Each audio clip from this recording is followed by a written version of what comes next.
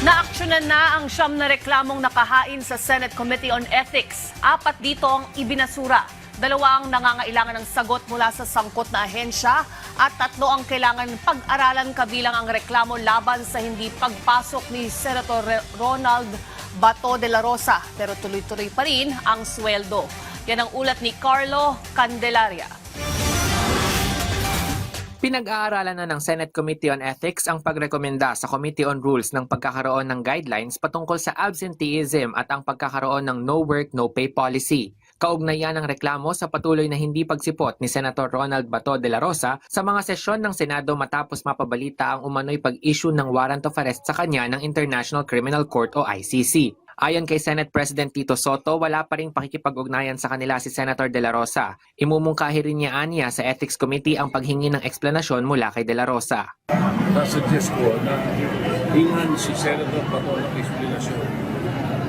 Manap sa pagkasano, show cause why we should not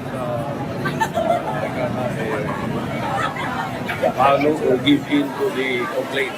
Sabi naman ng chairman ng Senate Ethics Committee na si Senator J.V. Ejercito, inaksyonan na ng komite ang reklamo laban kay de la Rosa at hinihingan na nila ng komento ang senador patungkol dito. The committee already acted on it. The committee already asked Senator de la Rosa to comment on the proposal to amend the rules. Kaugnay naman sa proseso ng pag-amyenda sa rules kaugnay ng no work, no pay policy, sabi ni Senator J.V., because we have to have the plenary, we have to then have to be in session. The Senate, as a body, has to amend the rules. Samantala, inaksyonan din ang siyam na reklamong nakabinbin sa komite kung saan ang isa dito ay laban mismo kay Senator JV. Nag-inhibit siya sa naging pagdinig na pinamunuan ni Senator Pangilinan. 4 sa mga reklamo ang dinismiss at 3 ang deferred habang humihingi pa ng karagdagang detalye mula sa mga government agencies ang 2 iba pa. Napagkasunduan naman ng komite na panatilihing confidential ang mga pagdinig at detalye ng mga ito. Carlo Luis Candelaria para sa Pambansang TV sa Bagong Pilipinas.